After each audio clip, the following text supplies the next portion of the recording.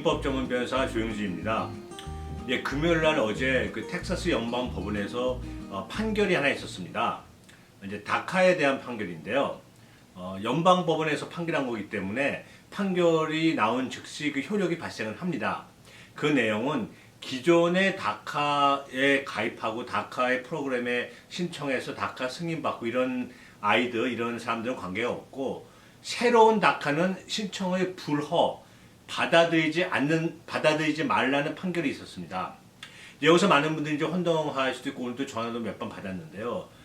이제 그럼 기존에 있는 사람들이 이제 다카가 끝날 때가 돼서 다카 연장을 신청하고 워킹 퍼밋을 새로 받고 또 어떤 특별한 사유가 있으면, 합당한 사유가 있으면 해외 나갈 수도 있거든요. 이런 건 어떻게 되냐에 대한 질문이 생각보다 많이 왔습니다. 어제 판결에 의하면 기존의 다카에 가입을 해서 다카 승인을 받고 워킹 퍼밋을 받고 일하고 있는 사람, 그런 사람들은 어제 있었던 그 재판 결과 판결에 전혀 영향을 받지 않는다고 어제 판사가 밝혔습니다. 지금 뭔가 하면 이미 다카를 받아서 다카의 해당자들은 다카 끝나기 전에 지금이라도 이 판결이, 어제 그 판결이 있었음에도 불구하고 워킹 퍼밋을 또 신청할 수 있고 연장할 수도 있고, 경우에 따라서는 해외도 나갔다 올 수 있고, 다카는 당연히 연장 신청할 수 있고, 이렇게 허용을 해줬습니다. 다만 새로운 신규 다카는 받아들이지 말라라는 판결이죠. 신규 다카란 거는 이제 무슨 근거를 의미하냐면, 그전까지 다카 대상자였다가 다카 신청 안 하고 있다가 지금 하는 사람이라든지, 또는 나이 때문에 안 하고 있다가 요번에 하는 사람이라든지, 이런 사람들은, 이런 아이들은 다카를 신청 못한다, 받지 말라라고 이제 판결을 내린 거죠. 예, 그래서 많은 분들이 놀라셨을 겁니다. 어제 막 속보로 어제 저녁 한 5시인가요? 그때 좀 나왔을 겁니다. 5시 정도에 막 속보가 뜨고, 그래가지고 많이 놀라신 분들 생각보다 많으시더라고요. 그래서 전화도 많이 받고 이랬는데요. 그래서 결론적으로 말씀드리면, 지금 다카를 신청하신 분들이 약간 기관마다 이제 약간 다른데요. 한 61만 9천에서 65만 사이 신청한 것 같습니다. 기존의 다카에 갖고 있는 61만 9천에서 65만 사이의 다카를 갖고 있는, 신청하고 갖고 있는 사람들은 전혀 영향이 없고요. 다카를 연장도 가능하고 워킹 퍼밋도 신청할 수 있고요.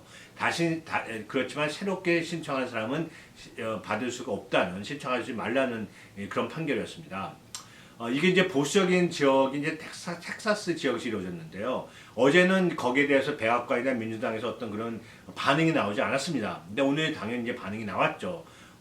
바이든 대통령은 very much disappointing 하다 그렇게 얘기하면서, 그러니까 실망을 많이 했다는 거죠. 실망을 많이 했고, 그 법무부, Department of Justice 법무부는 어필을, 상고를 하겠다고 공식적으로 발표를 했습니다. 잘못된 판결이기 때문에 상고를 하겠다고 얘기를 했고요. 그리고 펠로시 하원 의장도 뭐라 했냐면, 어차피 다카는 궁극적인 해결책이 아니라는 거죠. 그 얘기는 맞는 거죠. 영주권을 주는 게 아니기 때문에, 단지 합법적으로 일을 할 수 있게 해준다, 이런 거기 때문에 궁극적인 해결책은 아닌 거죠. 그래서 궁극적인 해결책을 주는 게 더 중요하다. 그래서 이번에 버젯 레컨실레이션 프로세스를 위한 그 3.5 트릴리언이 통과됐잖아요. 그 소프트 또는 패밀리 그 인프라스트럭처 빌, 여기에 관련된 법안, 이민 법안을 넣어서 구제하는 것이 더 중요하다. 그때가 된 것 같다라고 얘기를 한 여러 명의 이제 그 하원의원, 상원의원이 있었습니다. 민주당이죠, 다. 그래서 어떤 이제 그 평론가 이제 글을 보니까, 기자 같은 글을 보니까 오히려 더 잘 됐다고 얘기하는 사람도 있어요. 이거 갖다가 더 다카의 어떤 그런, 그 다카가 드림 법안하고 똑같은 거기 때문에 약간 다르지만 거의 비슷한 거잖아요.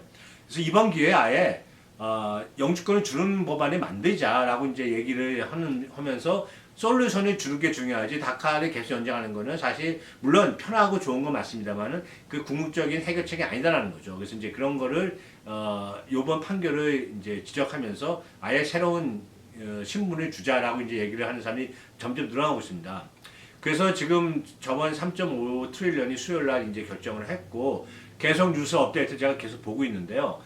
민주당 쪽에서는 적어도 4카테고리, 그러니까 이제 드림 법안, 다음에 이제 에센셜 워커, 이제 그 임시보호법, 다음에 농장근로자법은 불법 체류해서 이제 합법적인 신분을 바꿔주는 내용을 당연히 넣어야 되지 않겠냐라고 얘기를 많이 하고, 그렇게 좀 추진 중이라고 알려져 있습니다. 이제 폴리티코라는 이제 인터넷 신문이 있거든요. 거기서 나온 기사에 보니까 민주당에서는 방금 말씀드린 네 가지 카테고리를 인프라스트럭처 비율에 3.5 트릴리언에 집어넣어서 통과를 시켜야 된다, 시키는 걸로 추진 중이라고 알려져 있습니다, 지금.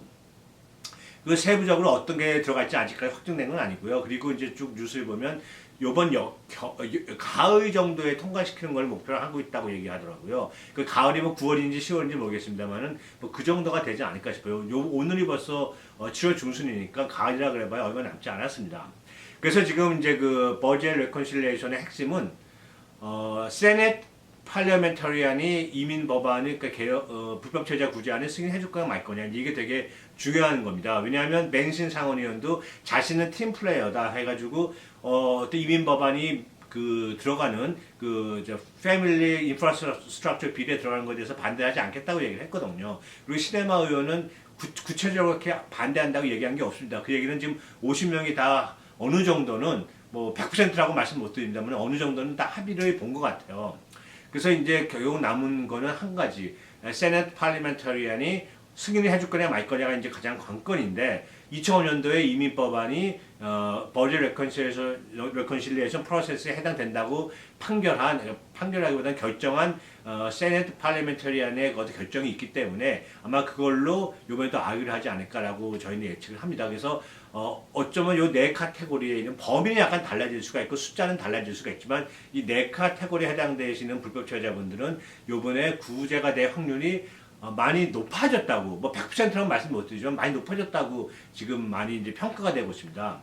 물론 이제 좀 더 지켜봐야 되는 그런 답답함이 있죠. 답답함도 있고 빨리빨리 진행됐으면 좋겠다는 아쉬운 점이 있는데, 조금만 오랫동안 참아오셨으니까 조금만 더 참아오시면 좋지 않을까요 생각이 듭니다.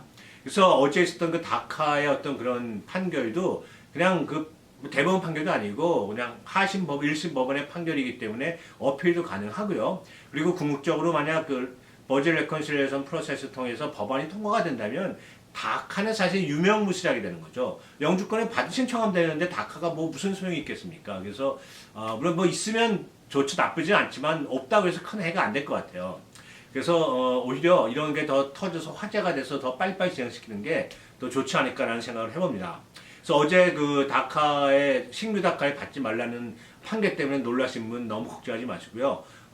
더 이걸 바탕으로 더 잘 진행이 되지 않을까 아주 조심스럽게 예측을 합니다. 그리고 기존에 다카 갖고 계신 분들은 더 걱정하실 필요가 없고요.